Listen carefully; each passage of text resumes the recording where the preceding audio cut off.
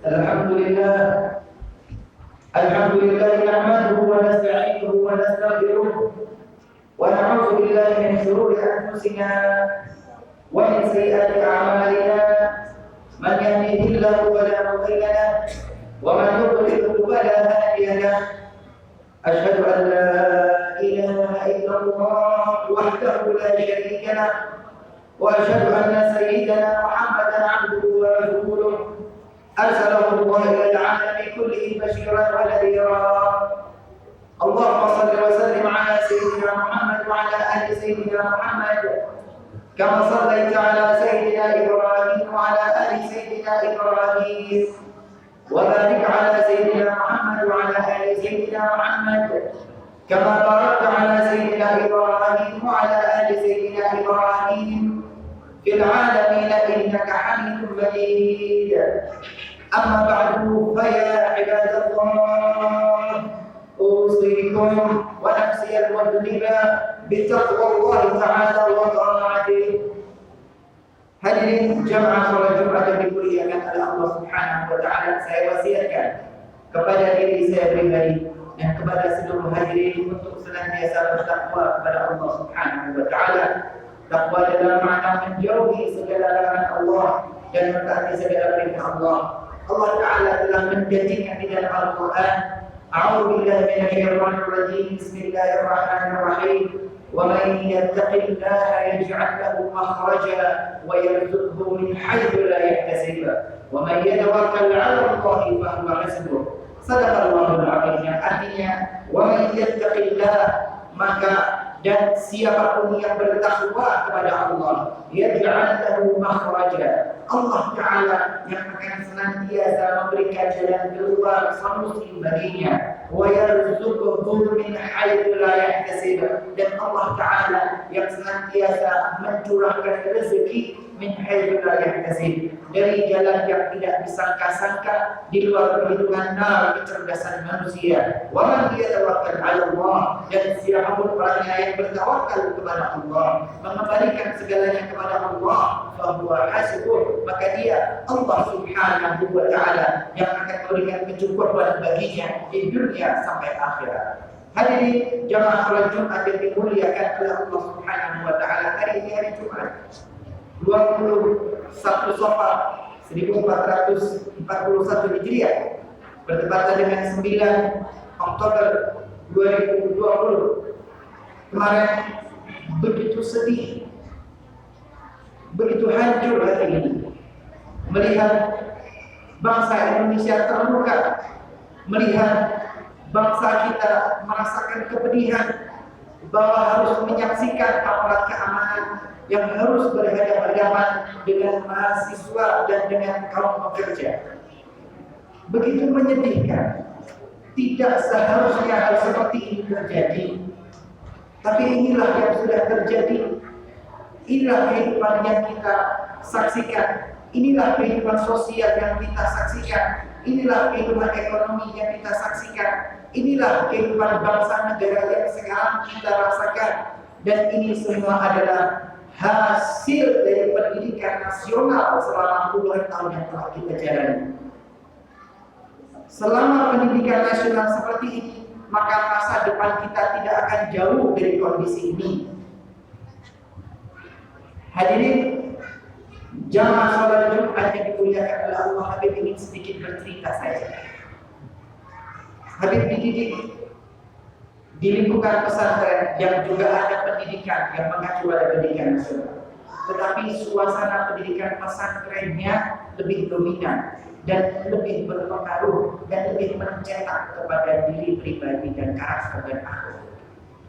Kemudian setelah itu Habib meninggalkan negara Indonesia, pergi ke negeri Yaman, tepatnya di provinsi Hadramaut di kota Karim, yang guru-guru kami di sana mengatakan syawari' Karim syaikhun man la syaikha lahu. Jalanan kota Karim ini menjadi guru bagi siapapun orangnya yang tidak mengguru, yang tidak ilmu, yang tidak mazhab, yang tidak pesantren, maka jalanan kota Karim ini menjadi guru baginya. Ternyata setelah beberapa tahun tinggal di situ, Habib baru memahami yang Habib rasakan. Salah satu contoh yang Habib saksikan. Habib tinggal di pusat kota. Di apartemen lantai 2 dan 3, sedangkan lantai dasarnya adalah merupakan toko, pertokoan semua. Di pusat ekonomi yang dekat dengan Masjid Jami', dekat dengan alun-alun. Setiap hari kita melewati jalanan itu, setiap hari kita lewat alun-alun, setiap hari kita pergi ke masjid yang kami saksikan bahwa mereka para pekerja, para pemilik toko memulai membuka tokonya pukul 8 sampai 9. Mulai dibuka, mulai bersih-bersih, mulai menyapu-nyapu toko dan pelatarannya, mulai menata kembali dagangannya. Satu dengan lainnya saling menyapa. Satu toko dengan toko yang lain tampak kelihatan pemiliknya saling menyapa, saling meluk salam, bertegur salam, mengucapkan apa kabar, bagaimana kabar, baik semua sehat walafiat dan seterusnya. Ada nuansa keakraban buyut rukun, ada senyum persaudaraan dan ketulusan. Karena senyum yang tulus itu beda dengan senyum yang modus. Senyum yang asli beda dengan senyum yang palsu. Keakraban yang memang keluar dari jiwa dan hati beda dengan keakraban yang di depan kemudian di belakang merasani dan menerima. Itu memang beda. Maka biasakan diri kita untuk membedakan mana yang tulus, mana yang mulus, mana yang memang benar-benar tulus berbicara, mana yang pencitraan ketika kampanye dan mencari suara.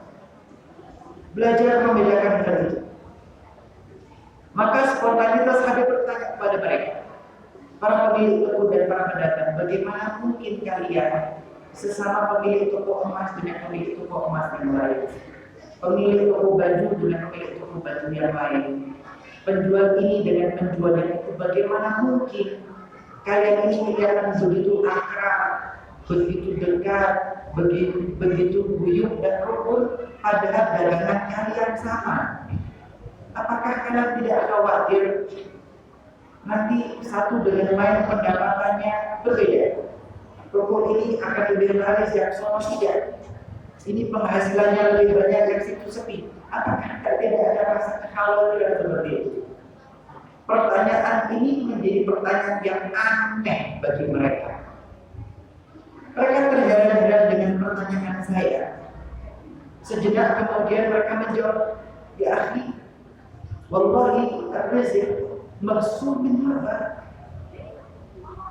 Jawab mereka pendek kemudian senyum saja. Ya akhi, wahai saudaraku, ar-rizq maksum min haba. Rezeki itu yang membagikan Tuhanmu Allah Ta'ala tidak akan salah alamat, tidak akan keliru karena Allah yang membagikan rezeki. Hanya itu jawabannya dan mereka tersenyum. Hadirin jamaah salat Jumat yang dimuliakan oleh Allah, jawaban pendek ini tapi begitu majel di dalamnya.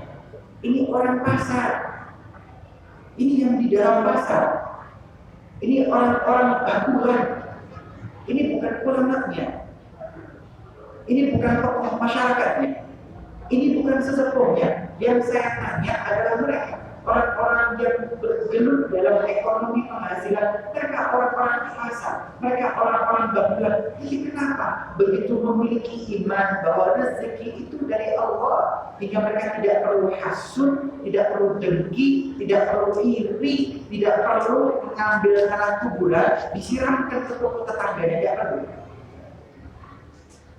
Ini saja maka Habib bisa menyimpulkan, pantas guru kami mengatakan bahwa jalanan kota Tarim itu bisa menjadi guru bagi mereka yang tidak mampu. Mereka buka toko jam 8:30, Bogor mereka tutup pergi ke masjid, ke musola untuk sholat berjamaah. Selesai sholat mereka kembali lagi, buka tokonya sejenak, paling jam 12:30, jam 1 tutup kembali. Siang mereka tutup, nanti bahkan asar setengah 4, jam 4 mereka buka sejenak, jam 5 mereka tutup lagi. Efektif bekerja mungkin 5 jam saja dalam sehari, sisanya 19 jam. Kalau dalam sehari 24 jam, 5 jam bekerja, sisanya 19 jam. Dalam arti 19 jam ini buat apa aja? Maka lebih perhatikan kehidupan mereka. Bekerja itu 5 jam, sisa waktu mereka untuk keluarga, sisa waktu mereka berkumpul dengan anak istri, sisa waktu mereka yang kami perhatikan. Mereka setiap hari ada hadir namanya zawiyah. Zawiyah itu majlis yang 30 menitan sebelum sholat asar. Dibacakan qasidah. Qasidah itu pitutur para leluhur, pengalaman hidup mereka, pengalaman spiritual mereka. Pitutur para leluhur dalam bentuk qasidah dibacakan, kemudian diterangkan oleh Habib Abdullah bin Muhammad bin Syahab. Kemudian membaca ayat suci Al-Quran, satu ayat, dua ayat, membaca hadis. Kemudian nanti setelah ba'dal asar kadang-kadang ada hadrah basauda, isinya juga munajat, isinya berzikir, isinya doa, isinya qasidah. Qasidah adalah pitutur para leluhur tentang pengalaman spiritual mereka menjalani hidup. Setelah itu kemudian mereka kadang-kadang hadir madras ba'dal maghrib atau ba'dal isya. Kemudian mereka di tengah malam Masjidil Mahdoh jam 2 itu mengumandangkan tauhid, mereka tahajud qiyamul lail. Kemudian ba'dal subuh, ba'dal fajar mereka ada maghrib di masjid Tuba. Yang ingin Habib sampaikan, 5 jam mereka bekerja, sisa waktunya dipergunakan dekat dengan para hadirin, dekat dengan para ulama, dekat dengan para majelis orang-orang saleh. Dan ini turun-temurun selama ratusan tahun berabad-abad, maka menghasilkan lingkungan masyarakat yang pedagangnya, pelayannya, bakulannya itu tidak pernah hasut, tidak iri dengan rezeki orang lain, tidak pernah tamak dengan rezeki orang lain. Bahasa singkatnya, tidak keduniaan. Hadirin jamaah salat Jumat yang dimuliakan oleh Allah Subhanahu wa taala, kita menjalani kehidupan yang sangat keduniaan, sehingga mohon maaf beri maaf penyelenggara negara kita, para pemerintah yang mengemban amanah, bahkan DPR Dewan Perwakilan Rakyat yang seharusnya mengemban amanah, yang dulu mencari suara turun ke bawah, yang dulu seakan-akan dekat dengan masyarakat, yang dulu seakan mendengar segala keluh kesah, tapi sekarang tak mendengar apapun, hingga terjadi bentrok antara masyarakat dengan aparat.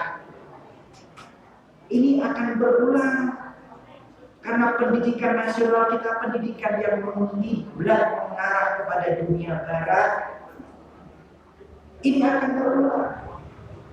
Padahal mohon maaf, kami para ulama, kami para habaib, kami para tokoh masyarakat sudah beberapa tahun yang lalu kami juga berdemo, kami menyampaikan, kami berjuang untuk bangsa dan negara. Ada sesuatu yang keliru, ada sesuatu yang salah, ada yang menunggangi, ada oknum yang menunggangi. Allahumma, beberapa tahun lalu yang kami contohkan berdemo dengan cara yang bagus, tertib, rumput pun tak terinjak, tak ada yang tersakiti.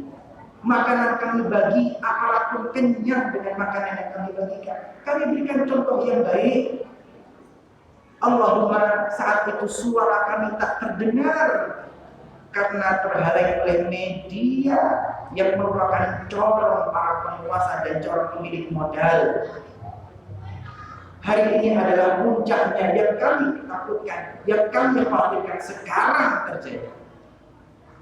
Yang terjadi biarlah terjadi. Mari perbaiki bangsa dan negara, cintai negara kami. Kami cinta terhadap Indonesia, kami cinta terhadap bangsa Indonesia, kami cinta dengan negara ini. Tapi ingat, di masa yang akan datang, jangan pernah lupa sejarah. Jangan pernah lupa sejarah.